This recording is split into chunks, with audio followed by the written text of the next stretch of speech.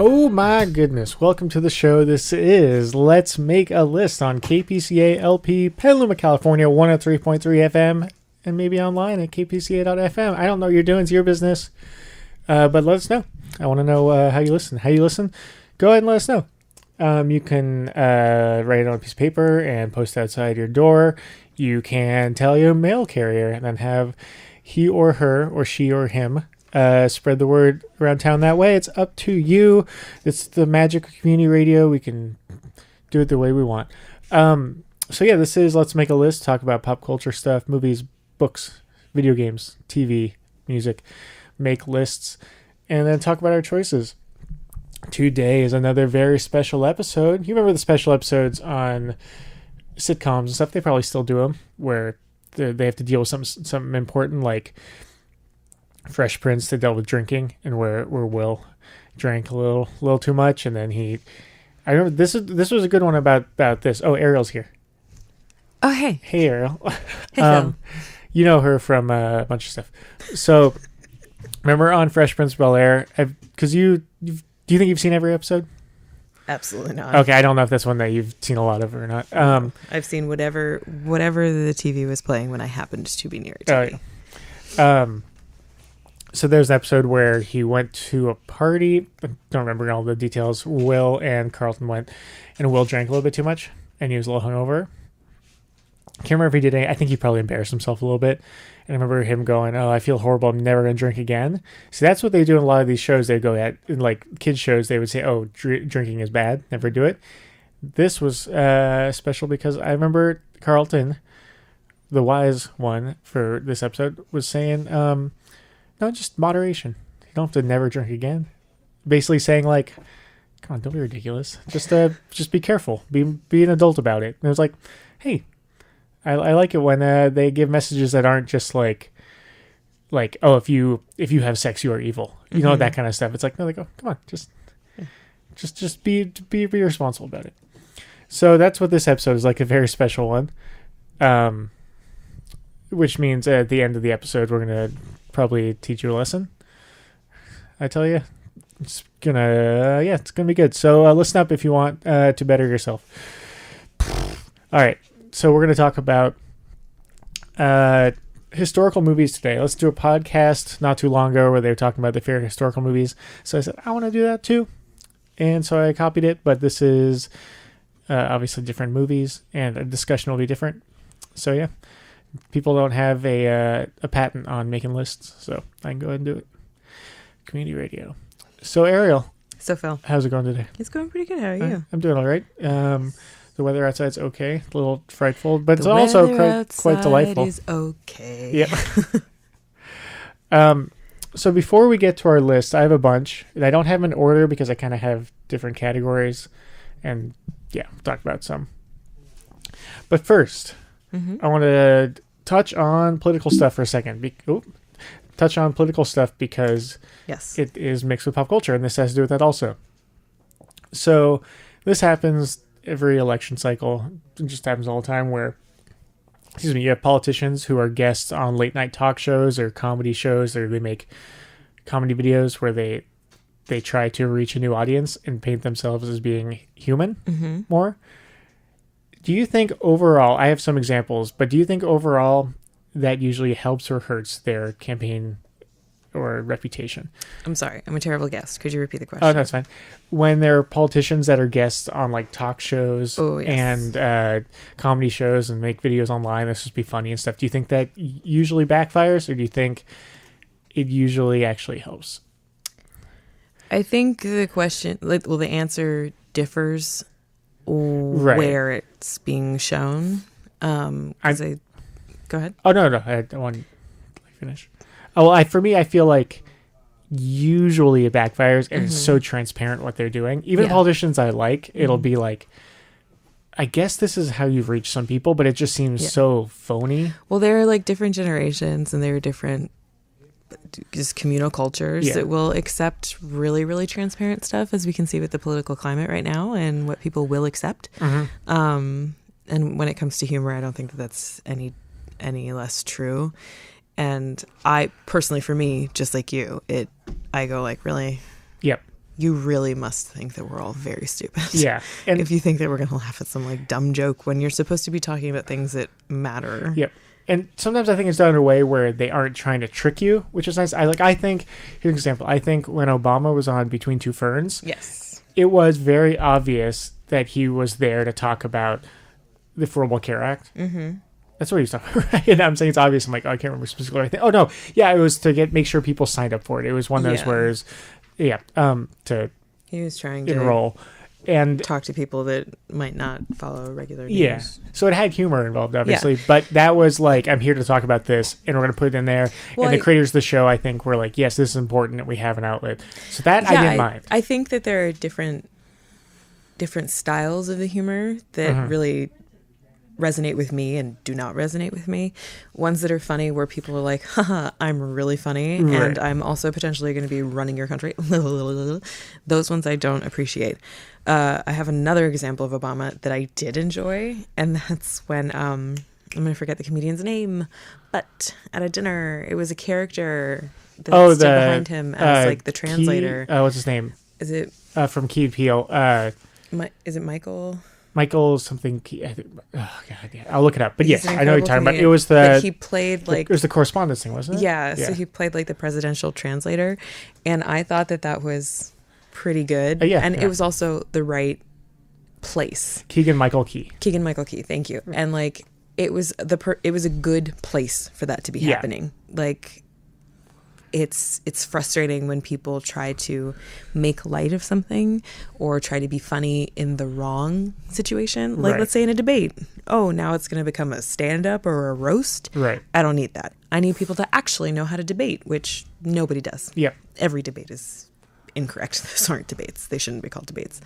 And but yeah, like I feel like Obama had it down with how to be funny. He is remarkably charismatic. Yeah. And to our detriment and to our reward. Yeah, I think we can get into a thing about Obama.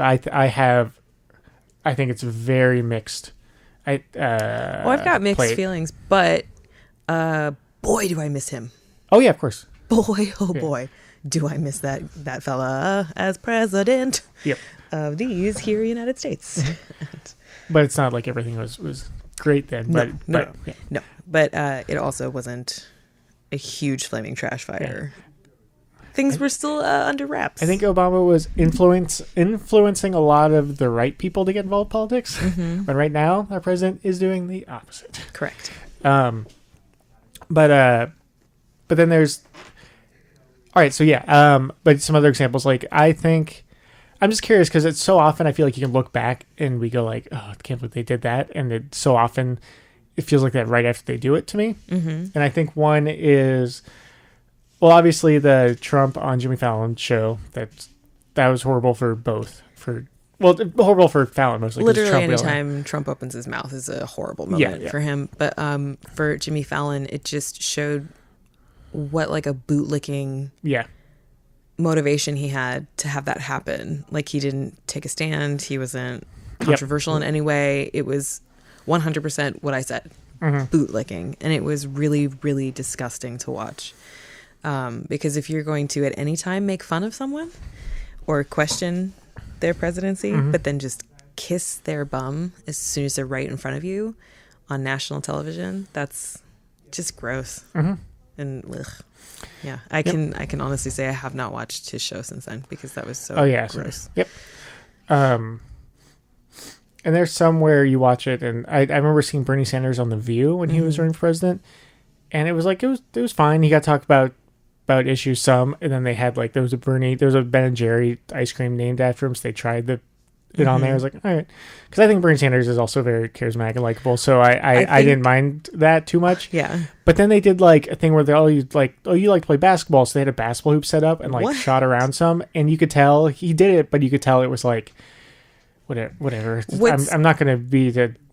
I'm not. Whatever. What's funny to me in that situation is Bernie Sanders' face when he sees something as a waste of time. Yeah. And he's like, "No, I'm here to talk about something important." Yeah. And that's funny to me because his frustration and the fact that he can't hide it. He's just like his brows go down and he's like, what are you saying to me right Yeah. now? And I just like enjoy that facial expression so much. So yeah, I thought that was so I don't know. So often when that happens, I go like, why? I guess it works for a lot of people where it makes them more likable, but so often for me, it just is the opposite. Very often, it just feels fake, Yep. and like you're trying to win me over. And I'm a very suspicious person, and I don't know if that's because, like, as a woman, sometimes you have to be suspicious of people in certain social situations for your own safety. Or if it's because I'm the child of a single mother and like I was extra suspicious because I was like, I don't trust this. Or if it's just me and it's inherent. Either way, triple suspicion. Because as soon as someone tries to convince me that they're amazing and they're like trying to woo me over, I don't like it. And it's so obvious to me what's happening. Right. So I'm always shocked when people give into it. Like if you hear people talk about like psychopaths or sociopaths who are really good at mimicking like really good mannerisms and like can be very charismatic because they've mimicked it, they've studied it, and they're just like, I don't care about anybody else, I care about myself, but I'm going to get what I want because I'm going to sweet talk you. To me, that's like how, I mean, this is not in any way to victim blame anyone of anything, but it's like, how did you dull the alarms that were going off? Because there's something that gets tripped inside your brain when somebody is trying to convince you, no, you're amazing. This is wonderful.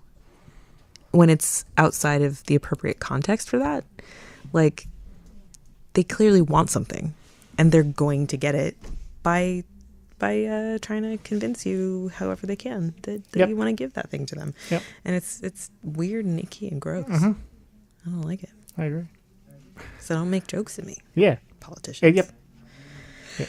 And like a lot of people, some people speak out when, who was it? The guy that was the spokesperson for Trump for a while. Steve Bannon. Not Bannon. The guy at the press conferences, the White House. The other guy. I can't remember his name, but he's the guy that dressed up as the Easter Bunny too. But it's only been a little while. Spicer? Sean Spicer. Yeah. So he... I was going to say Melissa McCarthy. That's how I got there. But when he showed up on like the Emmys or Grammys or whatever it was, Oscars, I don't know, and people were like, oh my God, it's great. And they were like, all these celebrities that consider themselves liberal and stuff taking selfies with him. And then I just read some after, just like, this is a good way to summarize it, where someone's like, he doesn't deserve to make jokes. And he does not, he absolutely does not deserve to make jokes, and he does not deserve to be forgiven his part in what he's done, because he knew full well what he was doing. Yep. If you don't know, if that's somehow being done behind your head and you have no idea, then you have the space to be forgiven. Then you can go like, oh, wow, I can't believe that happened.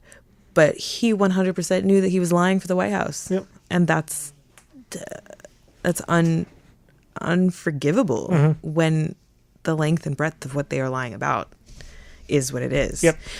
It also occurred to me another reason why Obama was great on like Between Two Ferns and with the Correspondence Dinner is because he was a straight man.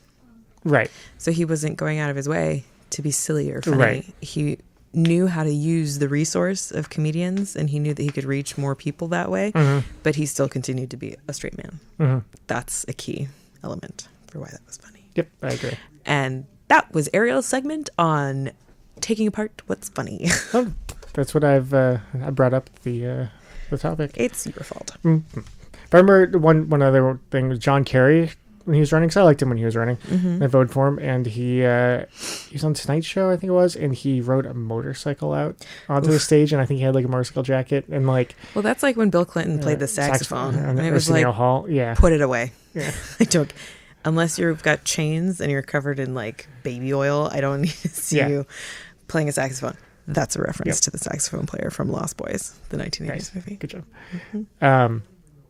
Yeah, it just seems...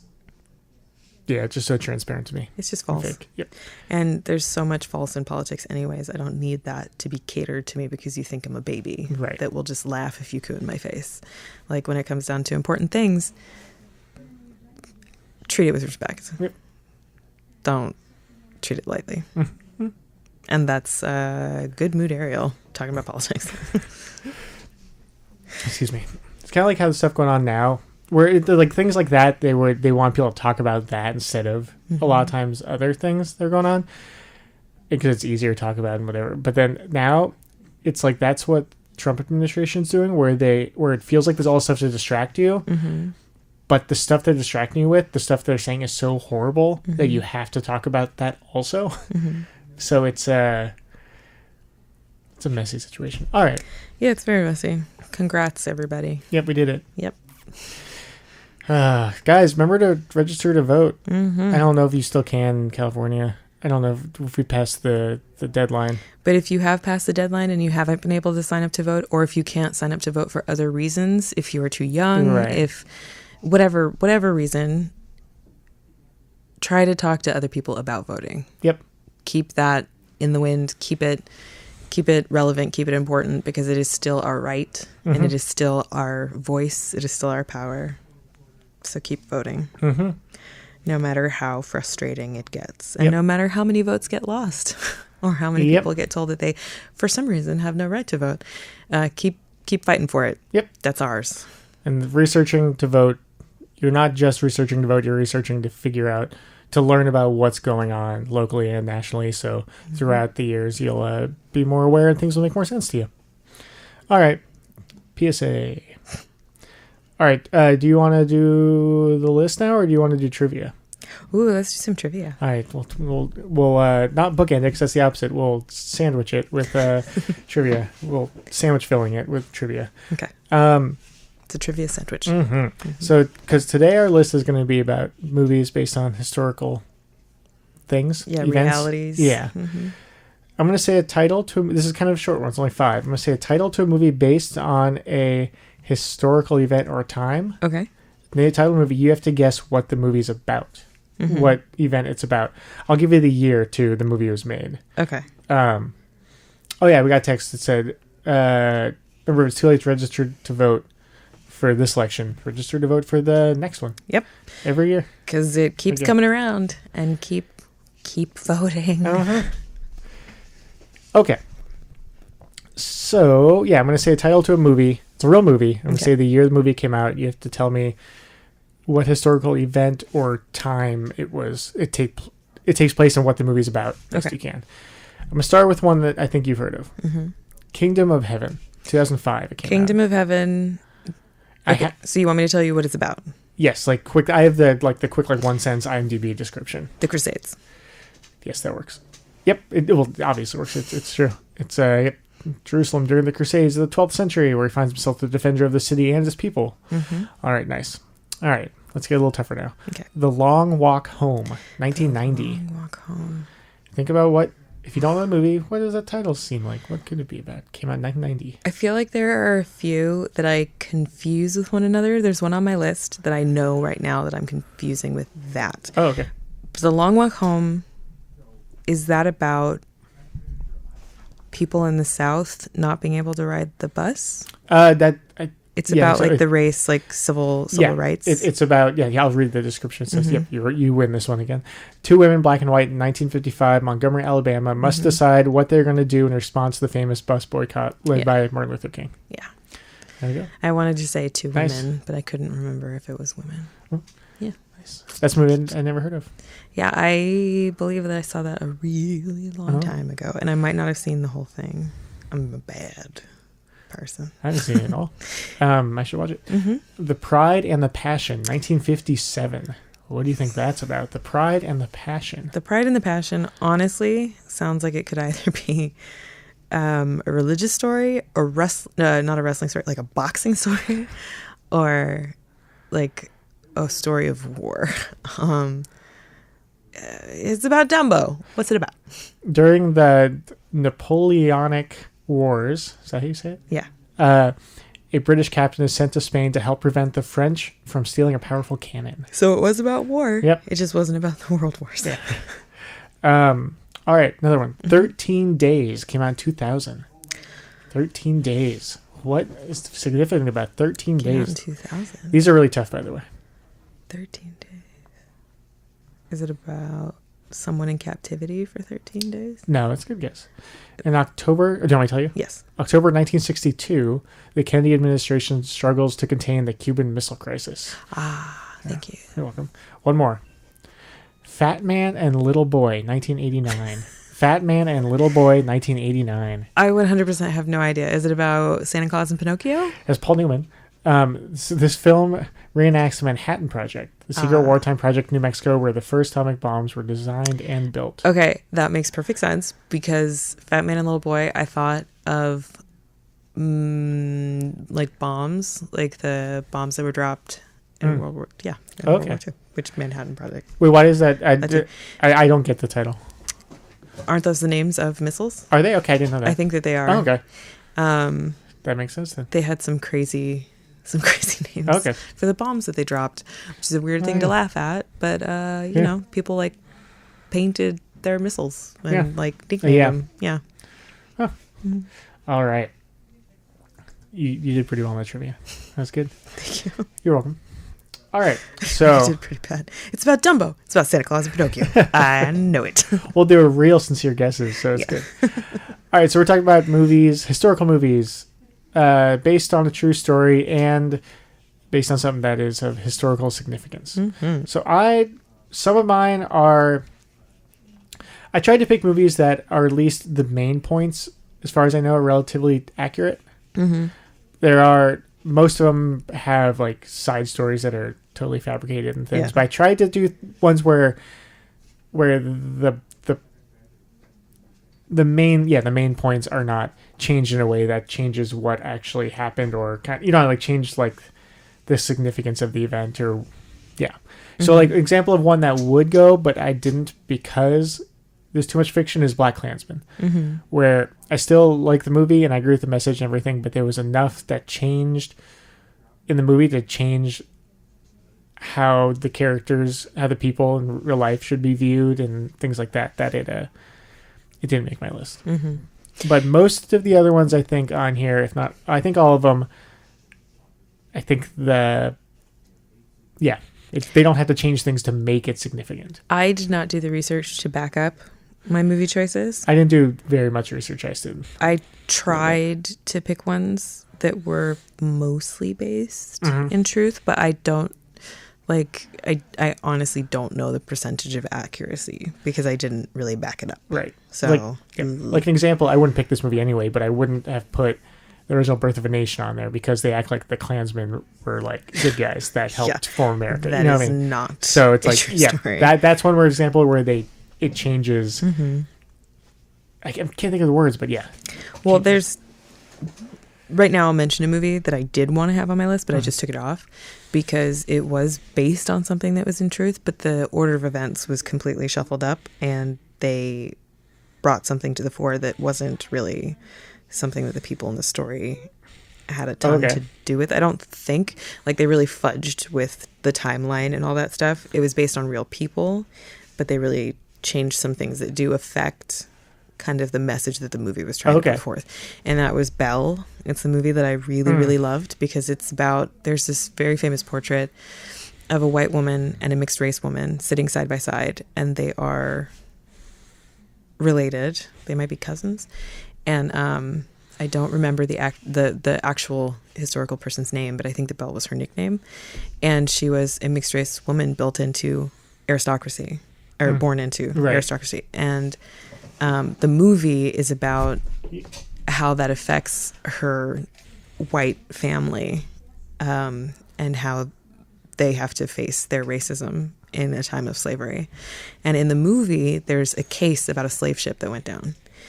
And just like whether or not essentially those slaves were human beings and like all of this different stuff. And so it brings up the question, why is it okay for me to be mixed race? Why is it okay for me to have dark skin, but those other people who have dark skin are less? How is that okay? And the story of the movie very much fudges with what really happened. But I thought that it was a really interesting truth that did happen in our history, that there was a mixed race woman with dark skin who was a member of the aristocracy, and that she probably had to live a very, very, very tough life But I thought it was important that they made a movie about it. Yeah. But I took it off my list because the accuracy is really, really all over the place. So it kind of, the message isn't necessarily...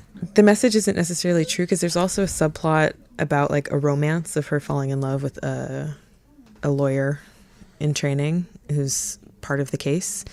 And she actually ended up marrying a man who wasn't a lawyer. He was a servant. So like in the end, all of the little parts tell a different story, where it's like in the movie, they're like, she was totally able to enjoy all the same rights and privileges of her white family members. And like she was able to marry a white man who was a member higher up in society with like a certain economic advantage and, you know, with XYZ. And the reality is that that was not true. And she didn't get married when she was young and beautiful. She actually got married at the point when a lot of women are told that they're unmarryable. And like there are all these different things that do change the actual story itself. And there's more about the case of the slave ship and all that stuff that doesn't quite tell like a very nicely tied and put together story the way that the movie does, because the truth is messy and hard. This is a Mel Brooks movie? Yeah. Cool. It's layered, so you know it's Mel Brooks. I know it from you, but I haven't seen it. All right, I've got kind of two categories, two groups. Awesome. One is movies that were interesting and entertaining, and they were significant in a way, but they aren't as much like. All right, let me describe the other one first. The other category are movies I feel like are important movies now because the lessons and the things they show are still very relevant, and people should know about it and understand it and things like that. And the other one is more of just movies that are well done, but it's not like you're gonna necessarily learn life lessons or things like that from it. I don't know if that's true, but whatever. None of mine have categories and they are a total mess. Okay, mine are kind of a mess too. Here, I'll do one that I'll start my less significant, important movies. Moneyball.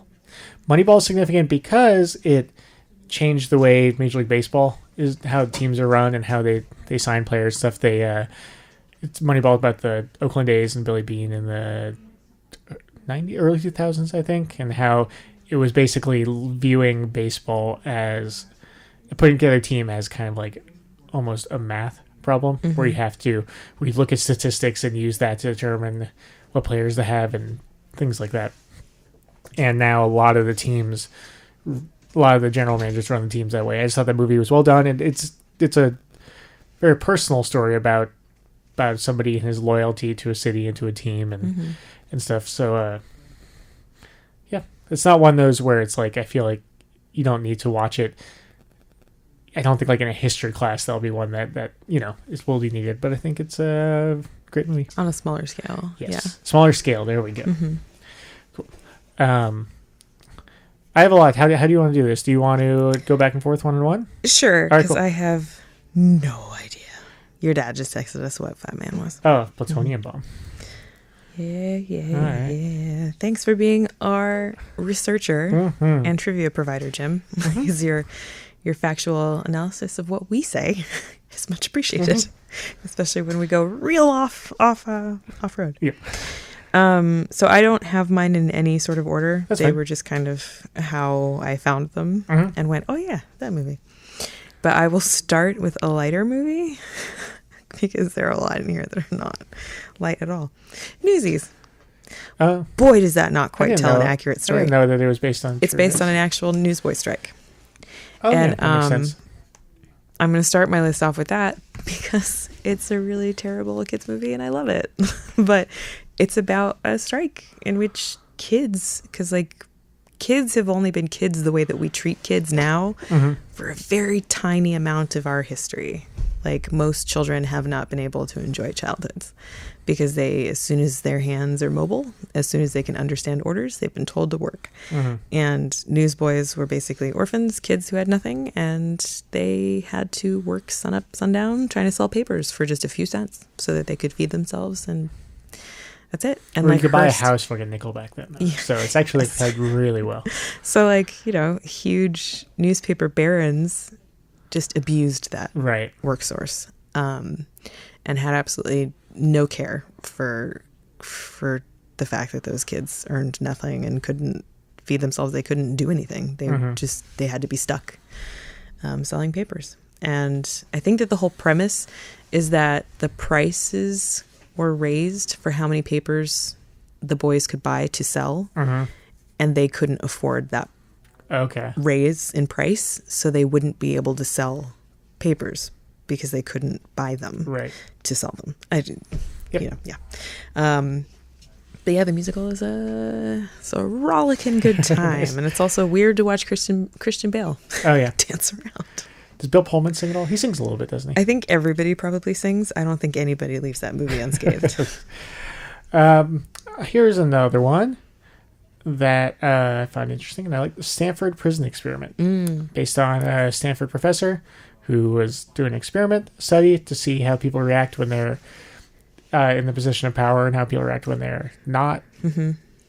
And they'd create this jail, and everyone that was involved in the study volunteered to be part of it and everything, and then they went and they were all half the people were guards. right? Had students at Stanford, half were the guards, half were the prisoners, and then they were just told to act certain ways, and things got way out of hand, or did they? And then it was interesting to see how people react and what people would do when they were just forced through words, and how other people would abuse their power, and it was just a really well acted, well done movie, I thought, and just really interesting. And I don't know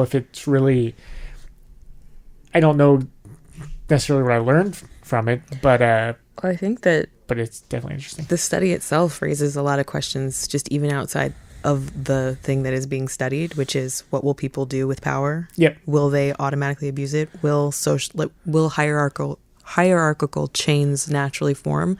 Is that something that comes from outside? Is that something that happens naturally?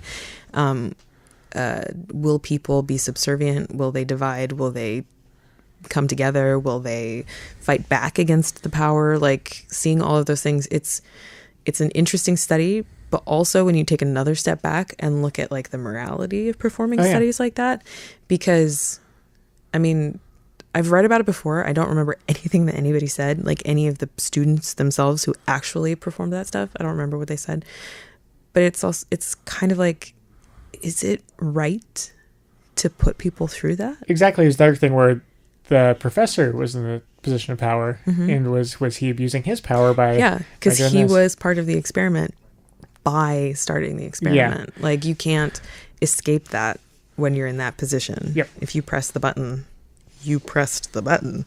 And so there are a lot of moral questions and a lot of ethical questions and just so many questions. It's a weird. So yeah, I recommend that movie. I like it a lot. What else you got? Okay, let's get dark. All right. I've got some light ones later. A couple. Amistad is a movie on my list. My mom was really, really an advocate for me learning positive history and also for learning dark history, because if you don't see the dark and you only see the light, then you don't see a well-rounded picture. Right. You're basically just seeing a fantasy. And so, and also because I am myself mixed race, she wanted me to see different stories of how Black people have been treated in America since the beginning. And Amistad is a story about a slave ship. Yep. And the question is a court case. Yep. Sorry. No, go ahead. It's basically the big thing is, are these people property or not? Or are they people? Yeah. And I think it's the first movie that I ever saw Jimon Hansu in. And Matthew McConaughey, I think, is in there. Yep. And Morgan Freeman. Yeah. And it's a movie that I don't know that I'll ever watch again, but it was a beautifully done movie. And the performances were very, very raw, and justifiably so, because it's people with different experiences of being African American, Anglo-African, like just being Black, those actors themselves having to reach back and tell a story about a history that they share, and a history that is horrific. Yeah. And the fact that people had to prove that they were people is horrible. And that only happened a few years ago in the scale of mankind. Yep. It was a few years. And I think I don't even remember when that came out, but I was probably like 12. I think it was like 90. I might have been 11. 97, something like that. And I could have even been a little bit younger. And I watched that movie, and I watched it from beginning to end because it was important. And it was just a horrible thing. And I don't advocate seeing it just to hold on to the horror of history. I advocate seeing it to be reminded that this happened. This happened to people, and it has ramifications that echo now. This is stuff that still affects people today. And to ignore that, to not look at a thing, is to not acknowledge the things that people went through to get to where we are today. And you cannot acknowledge something without looking it fully in the face. And so it's a really well done movie. I agree. Yeah. I agree. Speaking of another well done movie that I don't know, it just feels like it's just documenting something. It's not necessarily, I don't think, trying to teach you a lesson or make you, or words. Anyway, Downfall, which is about like the last few days of Hitler's life and during the end of World War II, and it's from the perspective, it shows the Nazis, and it shows soldiers and Hitler, and then people of different ranks, and it shows like all the way from like the youth and how they're treated, and just it's very gritty, and it shows how it's very, very dark, and it's acted really, really well, and it looks great, and it's a kind of a tough one to watch, but it's just incredibly, it feels, again, I don't know how accurate it is. I think nobody can make it totally accurate, but it really feels like they just had cameras there and we're filming what was going on. With that movie, oh my God, we're totally not going to be able to make it all the way through my list. But with that movie, do you think that does it like humanize the people? Oh yeah, we talked about this before, I think. And I'm not talking about humanize by making them empathetic. Right. I mean, like, does it give them depth? It does. It does some. Because, and where I'm going with that is that I think that that's kind of an interesting thing to do, because if you make something a faceless machine, like the Nazis, that's scary in and of its own, but it also makes it a boogie monster. Right. But when you identify that there were actually people, people who could have a conversation with Hitler and then go into another room and have feelings about that conversation, but still continue with the orders that they were given, that makes it so much scarier. Yep. Because people will just let it happen because they were told to do it. And I don't know if I could watch that. That's a really good point. It's for somebody who appreciates good acting and just the way things look and sound, everything. I think it's worth watching, but yeah, I understand if you don't want to. Yeah. It's a tough subject. Yeah. Cool. That's the last of my movies that I don't feel like necessarily are like, I don't know. Never mind. You go. I'll that was the last of your categories. Yeah. Not to like cut you off. No, thank you for doing that. It was okay to say that. Yeah. You have my permission on your show. I'm just gonna say a couple movies at once. Just to get them out. How to do this? Okay, so here are just historical movies that I've seen that I don't know how much of them is accurate, and I'm gonna speed through them because I want to specifically talk about a couple of them that I will not mention. Are these all movies you like? These are movies that I like. Cool. I didn't put any on here that I don't like. Right, cool. A lot of them make me very, very sad. Aaron Brockovich. Haven't seen it. Really? Yep. We are going to rent it today. I think that's a movie about a hero for me, total hero, who is not a perfect person. She's involved with she's involved right now. Yeah, with the fires. Yep. But she's a person who fought her way to be in a position where she could help other people, because she just did not take any flack, and she was not going to play the game that people want to play when it comes to huge corporations abusing people with no power. And I don't know a ton, but I do admire the story of this woman who was a parent and was like, I need to feed my kids. I need a job. Right. And I see that this horrible thing is happening and I can make it not happen anymore. A League of Their Own is based on in the war. Great. All the men got shipped out to war, and people who did not get shipped out still needed entertainment. Yep. And baseball was huge and still needed to thrive. So they actually gave women the opportunity to play. And I love that movie so much. Yeah. It's about female relationships. It's about men understanding that women don't have to be one thing. Right. And all the different kinds of opportunities that women can have. It was just, I cry every time. Oh, yeah. It's great. Heavenly Creatures. It's about two girls in Australia. Peter Jackson, right? It's Peter Jackson. It's got Kate Winslet and another actress whose name I'm totally going to blank on. But great performances. And it's based on a true story of two girls who murder one of the girls' mothers. Because she wouldn't let them be together, hang out together. And this is based on two women who are alive. And it's, I think, pretty accurate. Selena, based on Selena. Oh, yeah. The musical artist who was murdered by her manager. Yeah. And it's got Jennifer Lopez. Yep. Who plays Selena. Was it, sorry, I could be wrong, was it a manager or was it just somebody that worked with in like an accountant almost or something like that? Maybe she was almost an accountant. Maybe she wasn't her manager. But they had a pretty close working relationship. They did. And it fell apart because the older woman's instability started to show. Yeah. I feel like she was like an obsessive fan. The movie, I think, made it seem like the person made like huge mistakes and stuff and couldn't deal She with made the guilt. huge mistakes, and I feel like a lot of money went missing. Yeah. Like there was a lot of really, she was in a position where she could affect Selena's career and Selena's like business essentially. And the performances in that are amazing. Oh yeah. I think looks like she was, I think, a manager or yeah, she had a position of agent. trust for a really long time. Yeah. And then, well, not a really long time. It actually was pretty condensed amount of time. But she was trusted. And then that trust started to just completely disappear. And she murdered Selena.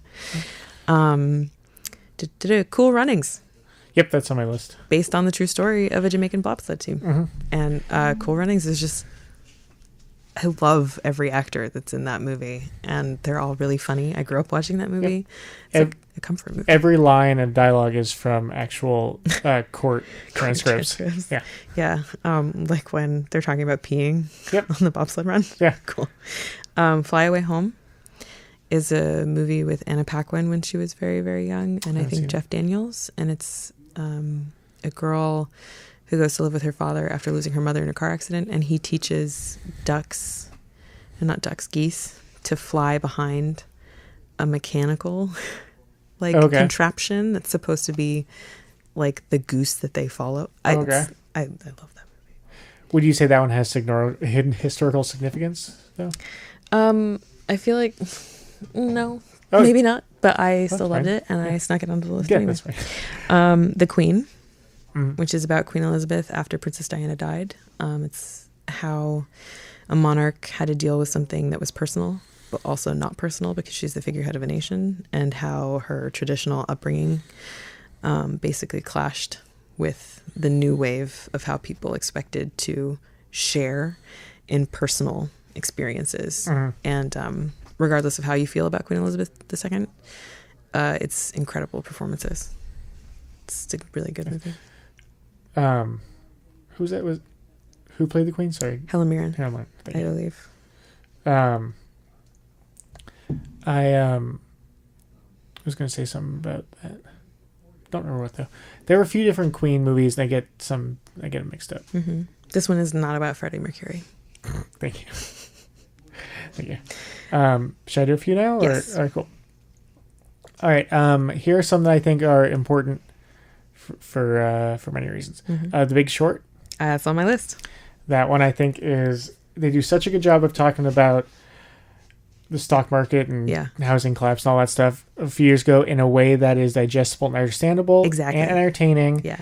And the acting is great, and it's fast paced, and it's emotional, and it just is. I think I can't think of a better way to explain what happened and to show how it's still continuing to happen, and how this is a problem that hasn't been fixed yet. And I just, the filmmaking style was just so awesome, because it was having basically a bunch of villains tell you exactly how they out-villained you and go like, isn't it crazy? This is how I got rich. Right. This is how I did it to you. And like to have the breaks from the character.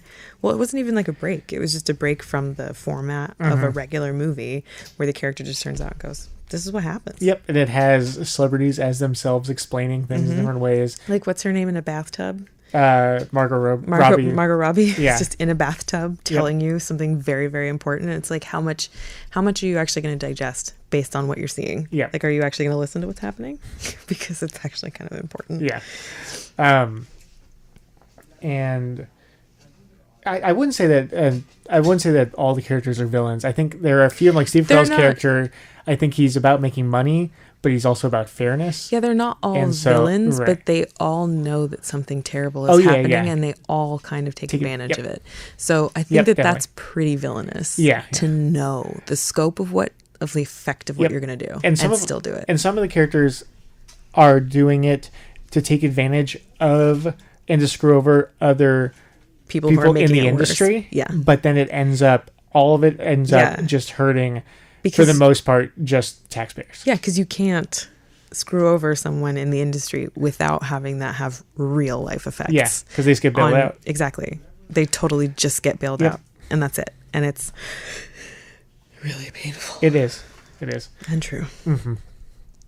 Do you want me to say another one? Yeah, say a couple more. Milk, very important. Harvey Milk. On my list. Incredibly, just worldwide and especially the Bay Area, a very important hero we had, and incredibly sad story, but also very uplifting. And Sean Penn does an amazing job. And I think that is one of those few movies that's actually inspiring. Yeah.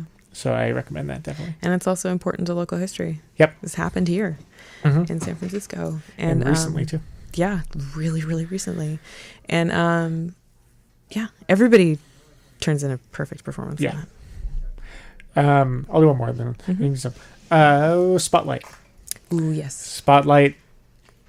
It's really relevant. In its... The acting is all subtle. It's not over the top. I don't feel like they have really intense moments and scenes that are just edge of your seat kind of thing, but they don't manufacture that through music necessarily or over the top acting. You're watching people discover that an institution that they believe in has done something very bad. Yep, and it's obviously still relatable today, and it's important and very relevant, and that's a better word to use. And they're all good.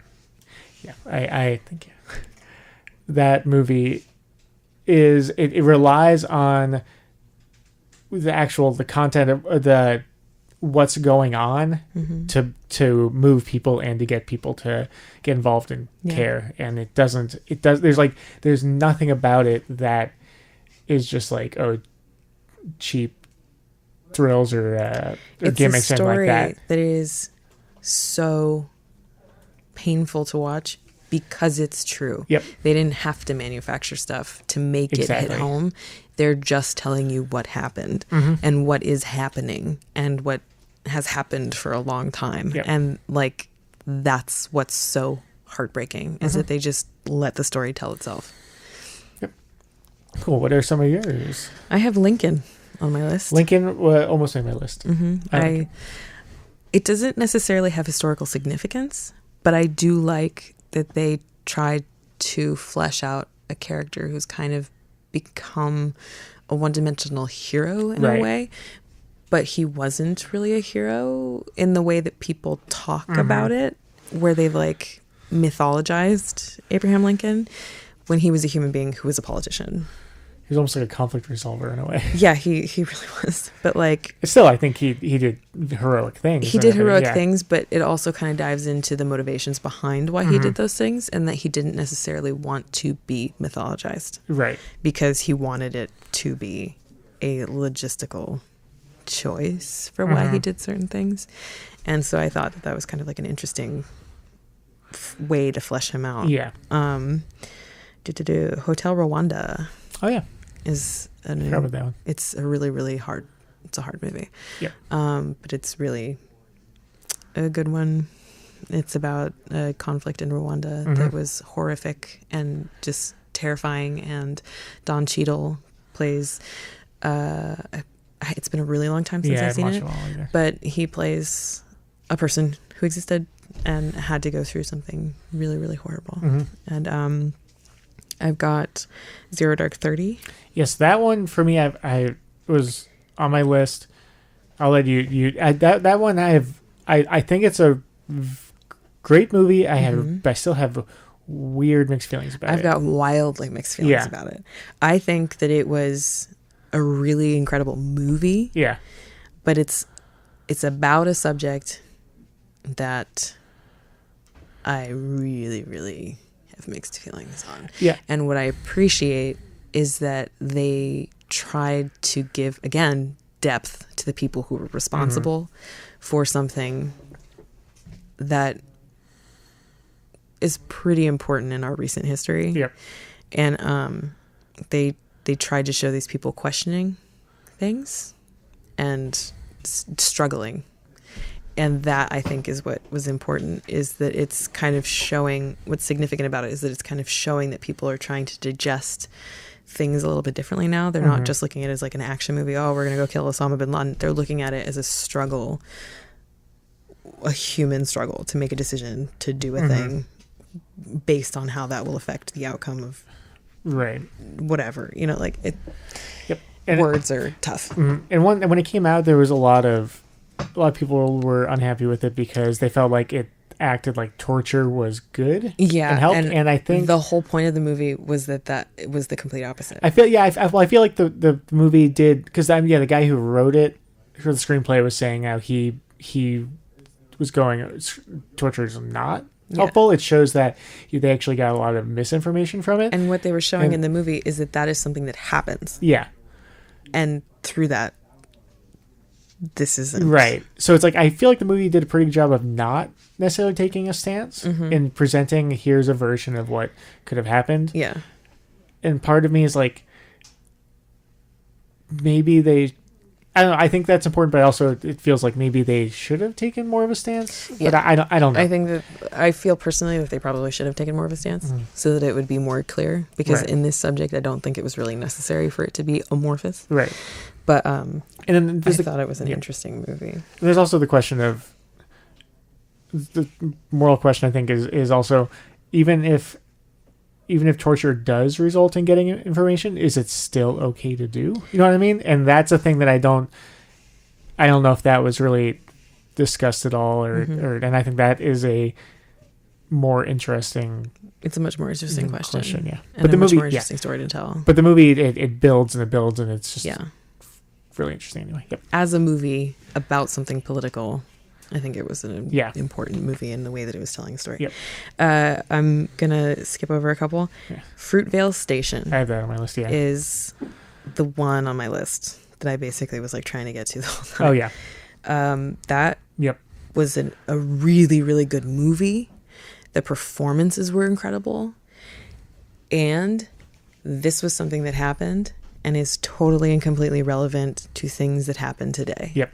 And the fact that it didn't win and sweep a bunch of awards is shocking, and also kind of pointed to the fact that a lot of people, when they're kind of made uncomfortable by something that is relevant and is true, they kind of want to skip over it. I think a lot of people want to, when there are movies that are dark about horrible things, they want to go, oh, we moved on from that. Yeah. They can see like things like about slavery or something. They go, oh, that's in the past. It's separate now.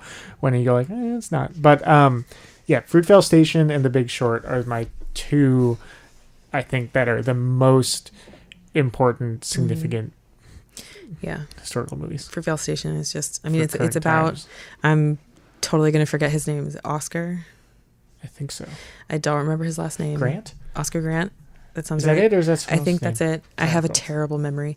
But I do remember the circumstances behind the movie, which is that this man was handcuffed at BART, face down, and an officer shot him. Yep. And claimed that he mixed up his gun with his taser. Yep.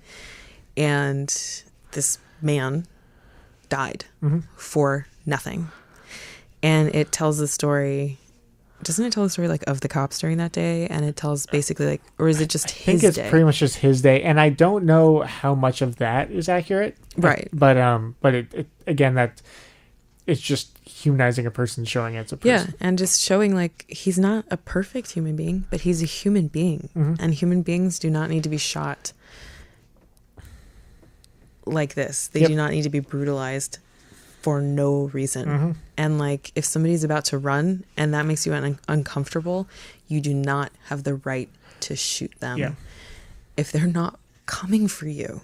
If somebody's like 100% coming to brutalize you and to kill you, that's a different question. But if you wear a uniform trying to use the excuse, I thought I was grabbing my taser, you should not be working in that job because no one is safe around you if you cannot differentiate between your weapons and if you just discharge them into people and you erase a person.